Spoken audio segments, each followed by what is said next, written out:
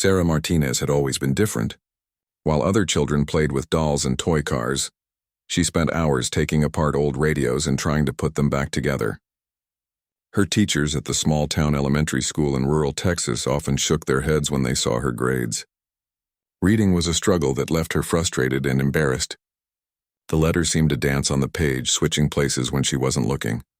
"She's just not cut out for learning," her third-grade teacher told her parents during a conference.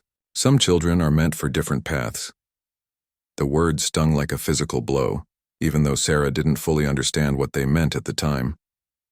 She only knew that everyone seemed to think she was broken somehow. Her mother, Maria, worked double shifts at the local diner to make ends meet after Sarah's father left when she was 7. There was no money for special tutors or fancy schools that might have understood Sarah's learning differences. Instead, Sarah learned to hide her struggles behind a wall of silence and fake smiles. By middle school, the gap between Sarah and her classmates had grown wider. While they read novels, she still struggled with simple sentences. Math was slightly easier, but even there, the word problems tripped her up every time. Teachers passed her along from grade to grade, more concerned with keeping their class sizes manageable than ensuring she actually learned. "Maybe you should think about vocational training," her high school guidance counselor suggested when Sarah was 16. "Not everyone needs to go to college. There are good jobs in retail or food service." The counselor meant well, but her words felt like another door slamming shut.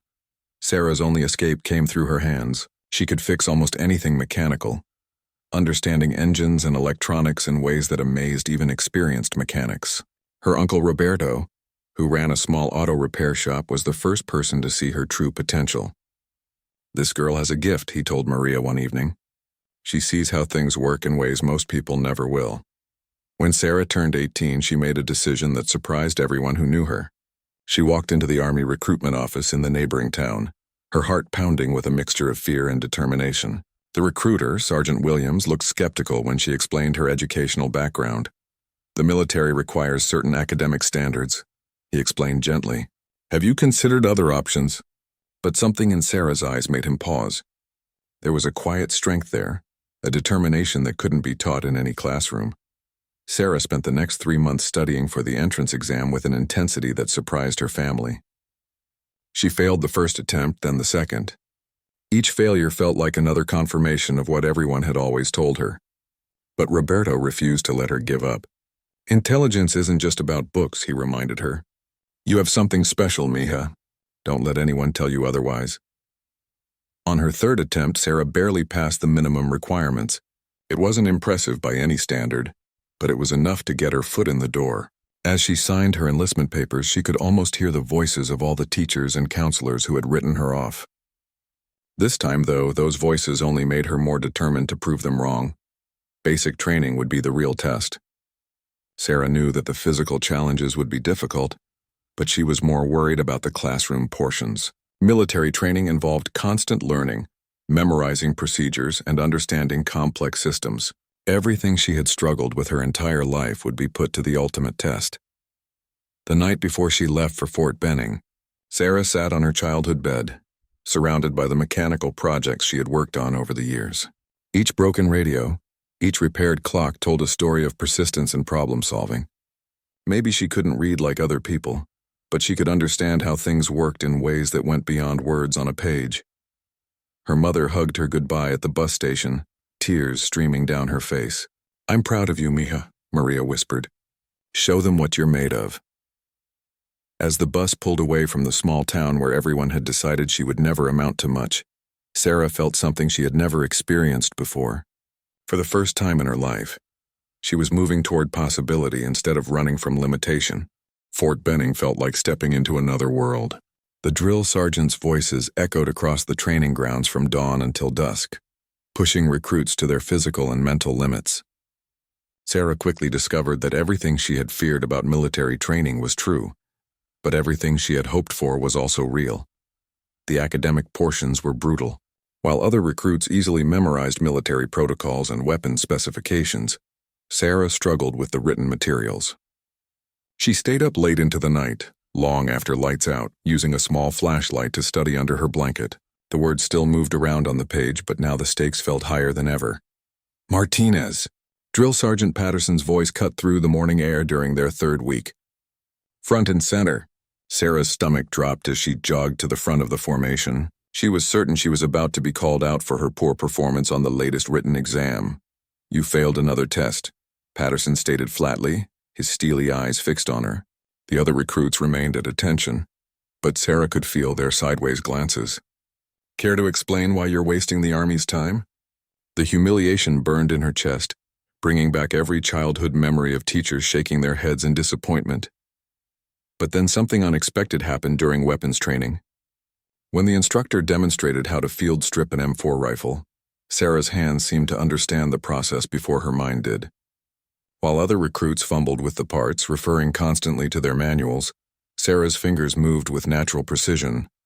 "Time," called Sergeant Rodriguez, the weapons instructor. As recruits set down their reassembled rifles, he walked down the line inspecting their work. When he reached Sarah's station, he stopped and picked up her weapon, examining it closely. "Martinez," he said, his voice carrying across the training area. "How long did it take you to reassemble this?" Sarah's heart hammered as she answered that she had finished with nearly 3 minutes to spare. Rodriguez nodded slowly, then held up her rifle for the entire company to see. "This is perfect work," he announced. "Every part exactly where it should be, properly aligned and secured." Sarah felt her cheeks burn with a different kind of heat now. Pride was an emotion she rarely experienced in learning environments. Over the following days, word spread among the instructors about the recruit who couldn't pass written tests, but could disassemble and rebuild weapons faster than soldiers with years of experience. Sarah found herself being watched more carefully, not with suspicion but with growing curiosity. The turning point came during a navigation exercise. While other recruits relied heavily on maps and compasses, Sarah seemed to have an intuitive understanding of terrain and direction. She could spot landmarks and remember routes in ways that impressed even the most experienced drill sergeants. "There's something different about Martinez," Sergeant Patterson told his fellow instructors during their evening meeting. "She's struggling with the academics, but her practical skills are exceptional. Maybe we're not teaching her the right way." Patterson decided to try an experiment. Instead of requiring Sarah to memorize written procedures, he began teaching her through hands-on demonstration. When she needed to learn radio protocols, he showed her the actual equipment and let her practice with real communications. The change was immediate and dramatic. Sarah's confidence began to build for the first time in her academic life. She discovered that she could learn complex procedures quickly when they were taught through physical demonstration rather than written instruction. Her fellow recruits started coming to her for help with equipment problems, recognizing her natural mechanical ability. The challenge came during the final phase of basic training. Every recruit had to pass both written and practical examinations to graduate. Sarah had improved significantly, but the written portion still felt like climbing a mountain. She studied harder than anyone else in her unit, determined not to let her limitations define her future. 2 days before graduation, Sarah sat in the classroom for her final written exam. The questions covered everything from military law to weapon specifications. As she stared at the test paper, the familiar feeling of panic began to rise. But this time something was different. She had gained enough confidence in her abilities to approach the test strategically, focusing on the questions she could answer and making educated guesses on the others. When the results were posted, Sarah had passed by the narrowest possible margin. It wasn't impressive by conventional standards, but for her, it represented a victory over every person who had ever said she couldn't learn. As she stood in formation for graduation, wearing her Army uniform with pride, Sarah knew that she had found a place where her unique strengths could finally be recognized and developed. After basic training, Sarah was assigned to Fort Campbell in Kentucky, where she joined the 101st Airborne Division as a vehicle mechanic. The assignment felt perfect for her skills, allowing her to work with complex military equipment while avoiding the academic pressures that had always been her weakness. The motor pool became Sarah's second home. She worked on everything from Humvees to heavy transport trucks, quickly earning a reputation as someone who could diagnose problems that stumped more experienced mechanics. Her supervisors noticed that she approached mechanical issues differently than others, seeing patterns and connections that weren't obvious to conventionally trained soldiers.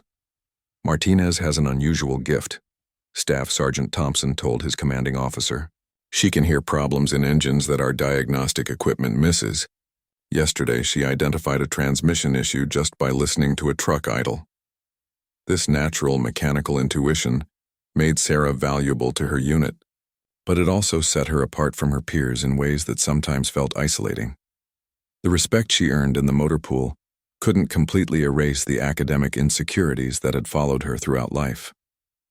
When mandatory training sessions required classroom learning, Sarah still struggled. She watched other soldiers easily absorb information from manuals and lectures while she fought to understand the same material. Everything changed when Master Sergeant Jake Morrison arrived at Fort Campbell. Morrison was a legendary figure in the Army, a sniper instructor with over 15 years of experience and 2 combat tours behind him. He had volunteered to establish a new marksmanship training program that would identify soldiers with exceptional shooting potential. Morrison's reputation preceded him. Stories circulated about his ability to make impossible shots under extreme conditions and his almost mystical understanding of ballistics and wind patterns. More importantly for soldiers like Sarah, he was known for seeing potential in unexpected places.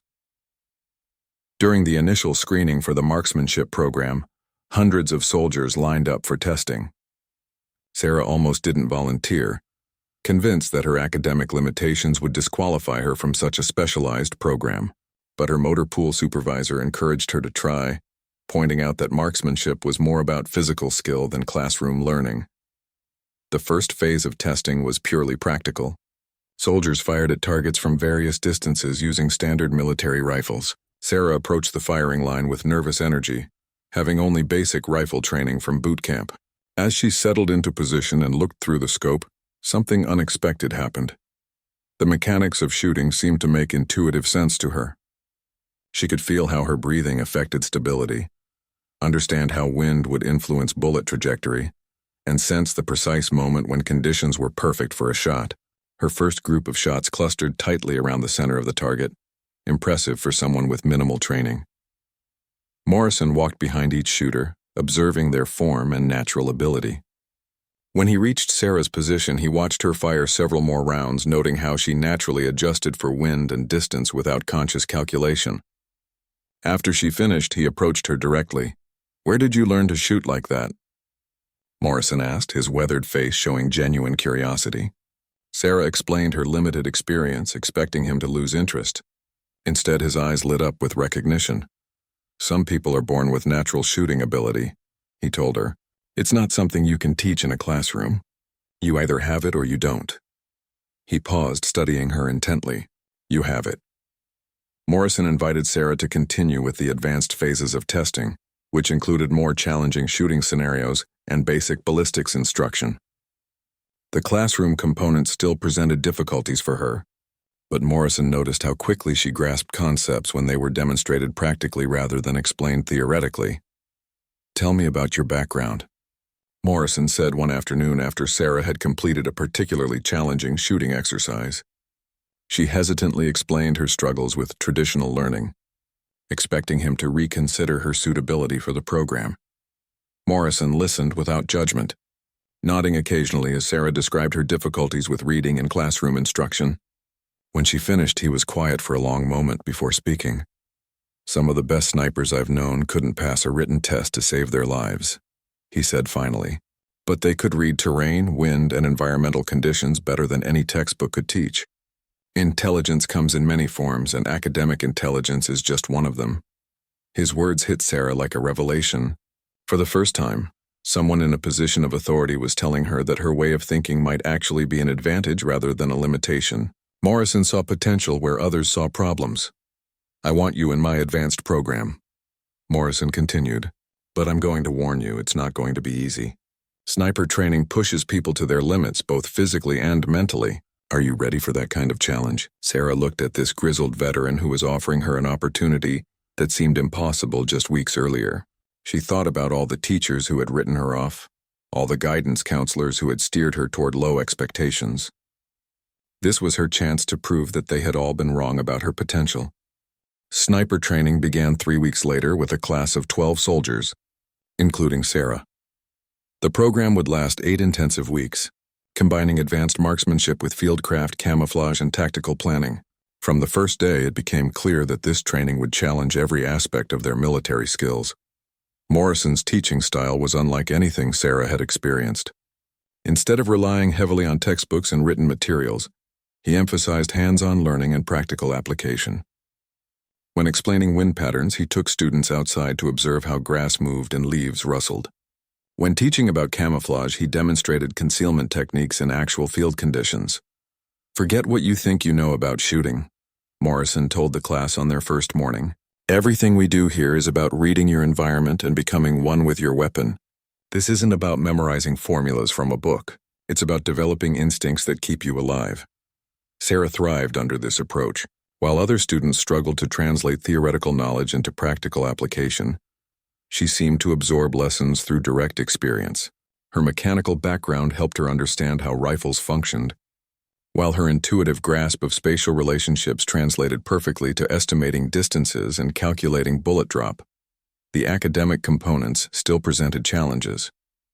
Students were required to learn about ballistics, meteorology, and tactical planning through a combination of classroom instruction and written materials. Sarah worked twice as hard as anyone else, staying up late to review notes and asking fellow students to explain concepts she had missed. Morrison noticed her struggles but also observed her unique strengths. During field exercises, Sarah demonstrated an almost supernatural ability to read environmental conditions. She could predict wind changes minutes before they occurred and spot camouflage targets that other students missed entirely. Morrison called after a particularly challenging stalking exercise where students had to approach within 200 yards of instructors without being detected. "Walk with me." They moved away from the other students, and Sarah prepared herself for criticism about her performance. "You did something remarkable out there," Morrison said instead. "You not only reached the target position undetected, but you chose a route that none of my instructors anticipated. How did you know to go that way?" Sarah struggled to explain her decision-making process. "I just looked at the terrain and could see how the shadows fell, where the instructors would expect movement. The route I took felt natural, like following a path that was already there." Morrison nodded slowly. "That's called tactical intuition, and it can't be taught. You're seeing the battlefield in ways that most soldiers never learn." He paused, studying her face. "But you're still struggling with the classroom work, aren't you?" Sarah admitted her difficulties with the written materials, expecting Morrison to express disappointment. Instead, he made a decision that would change the trajectory of her training. "I'm going to try something different with you," he said. "Instead of focusing on written ballistics calculations, I want you to learn through practice and observation. We'll work together after regular training hours to develop your natural abilities." This individualized approach transformed Sarah's learning experience. Morrison taught her to read wind by observing environmental indicators rather than consulting weather data. He showed her how to estimate range by comparing target sizes to known objects, rather than using mathematical formulas. Most importantly, he helped her trust her instincts instead of second-guessing herself. The breakthrough came during week 5, when students faced their most challenging test yet. They had to engage targets at various distances under changing weather conditions, with each shot being scored for both accuracy and decision-making. Sarah approached the exercise with newfound confidence in her unconventional methods. As she settled into her shooting position, Sarah ignored the ballistics charts that other students consulted constantly. Instead, she observed the grass movement, felt the wind against her face, and trusted her intuitive understanding of how conditions would affect her shots. Each bullet found its mark with precision that surprised even Morrison. When the scores were tallied, Sarah had achieved the highest accuracy rating in the class. Her success wasn't based on superior mathematical calculations or perfect memorization of textbook procedures. It came from her ability to synthesize environmental information in ways that transcended traditional academic learning. The other students began to notice Sarah's exceptional performance, initially with skepticism and then with growing respect. The soldier who had barely passed basic training, written exams, was consistently outperforming candidates. With superior academic credentials, Morrison used Sarah's success as a teaching moment for the entire class. "This proves something I've always believed," he told them. "There's no single path to excellence. Martinez has shown that intuitive understanding can be just as valuable as academic knowledge, sometimes more so." As the training program entered its final weeks, Sarah had transformed from a struggling student into one of the most promising snipers in her class. But the ultimate test was still ahead. The final evaluation would require her to demonstrate not just shooting accuracy, but the complete range of skills needed for real combat situations. The final evaluation took place over 3 grueling days in a remote training area that simulated real combat conditions. Students would be tested on everything they had learned, from advanced marksmanship to survival skills, all while operating under extreme stress and time pressure. Morrison gathered the remaining 8 students who had made it through the program. 4 others had been eliminated during earlier phases of training, unable to meet the demanding standards. Sarah looked around at her fellow candidates, recognizing the same mixture of determination and nervousness that she felt building inside her chest. "Your final test begins now," Morrison announced. "You'll be inserted into the field with minimal equipment and must navigate to 3 different locations over the next 72 hours. At each location, you'll face shooting challenges that will test every skill you've developed. You'll be tracked by opposing forces and must remain undetected while completing your objectives." The scenario was designed to replicate the isolation and pressure that snipers face in actual combat situations. Students would operate alone, making critical decisions without supervision or support. For Sarah, this independence felt both terrifying and liberating. Her first objective required a precision shot at 800 yards under changing light conditions.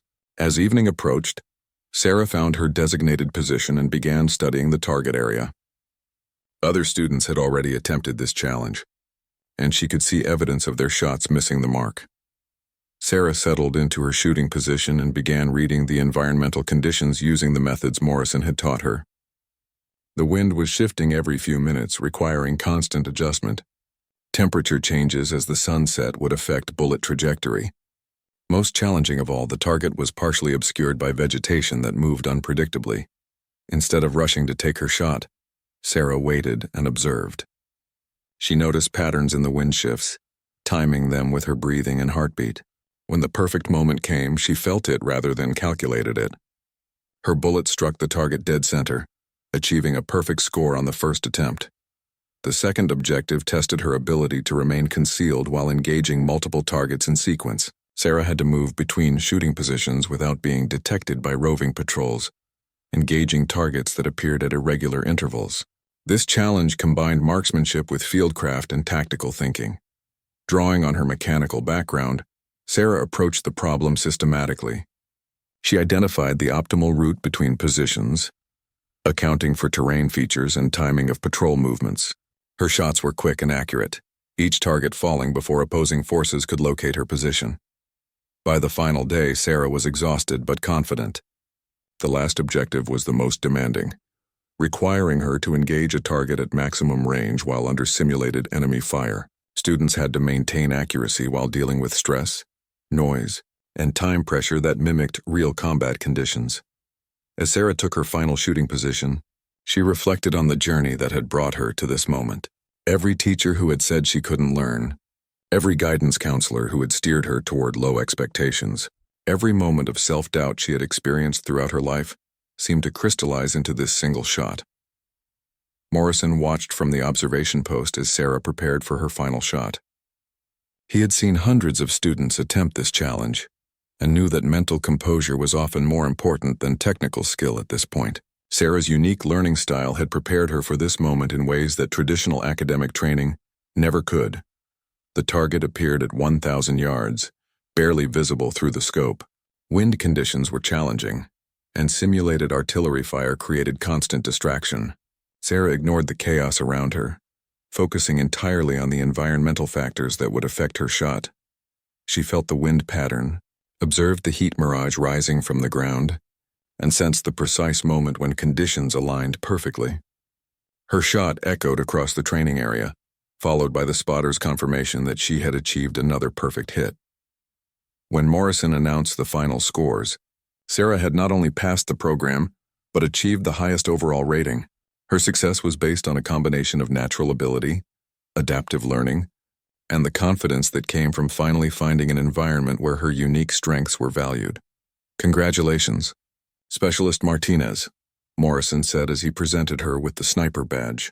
"You've proven something important here. Excellence comes in many forms, and sometimes the most unconventional students become the most exceptional soldiers. The graduation ceremony was small but meaningful. Sarah's mother traveled from Texas to watch her daughter receive recognition for achievements that once seemed impossible. As Sarah stood at attention, wearing her sniper badge with pride, she thought about the long journey from that struggling elementary school student to this moment of triumph. Morrison pulled her aside after the ceremony for a private conversation. "I have a proposition for you," he said. "There's an advanced program opening up, training instructors for specialized sniper techniques. It would mean additional responsibility and the chance to help other soldiers develop their potential. Interested?" 2 years later, Sergeant Sarah Martinez stood before a new group of sniper candidates as an instructor herself. The transformation was remarkable to anyone who had known her during her struggles with traditional education. She had not only mastered one of the military's most demanding specialties, but had become responsible for training others. The instructor position had required additional training and certification, challenges that once would have seemed impossible for someone with her learning difficulties. But Morrison's mentorship had taught her to approach academic requirements strategically, focusing on practical application rather than rote memorization. Sarah's teaching style reflected her own learning journey. When working with students who struggled with traditional classroom instruction, she recognized the signs immediately. She could spot the ones who understood concepts intuitively, but couldn't express that knowledge on written tests, the soldiers who learned better through demonstration than explanation. "Some of you are going to struggle with the academic portions of this training," she told her first class of students. "That doesn't mean you can't succeed. It means you might need to find a different path to the same destination." Her words carried the authority of someone who had walked that difficult path herself. One student in particular reminded Sarah of her younger self. Private Johnson had barely met the minimum academic requirements for the program, but showed exceptional natural shooting ability. During classroom sessions, he appeared lost and confused, but on the range, his performance was outstanding. Sarah worked with Johnson individually, using the same methods Morrison had developed for her. Instead of forcing him to memorize ballistic formulas, she taught him to read environmental conditions through observation and experience. The approach worked, and Johnson began to flourish under her guidance. "How did you know I could learn this way?" Johnson asked after successfully completing a challenging long-range shooting exercise.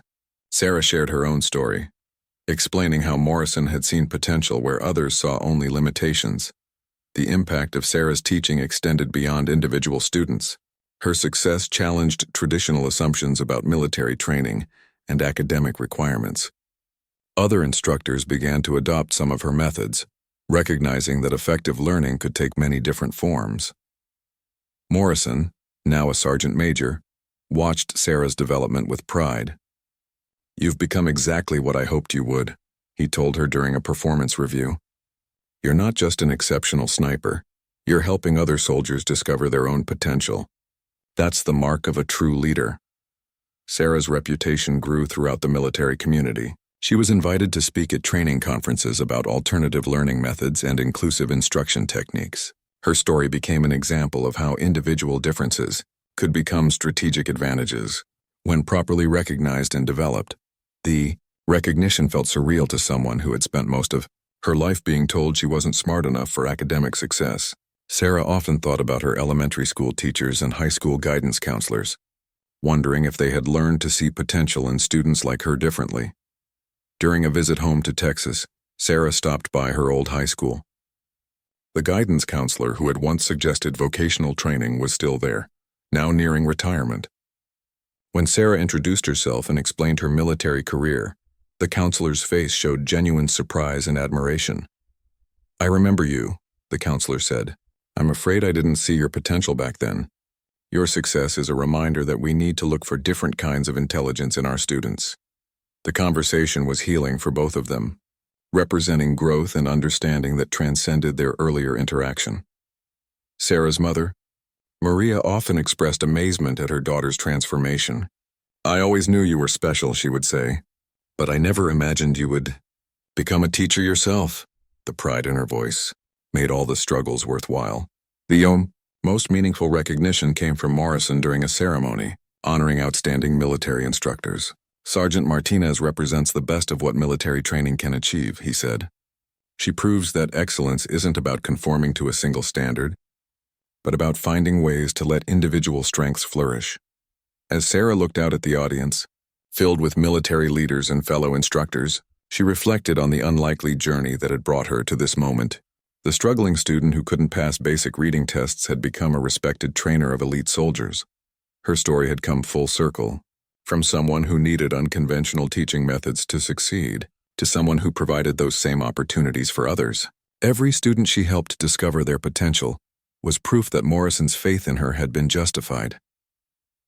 The little girl who had been told she would never learn had not only learned, but had become a teacher herself. Sarah Martinez had proven that with the right mentor, the right approach, and enough determination, any limitation could become a launching point for extraordinary achievement. Her legacy lived on in every soldier she trained and every life she touched through her teaching.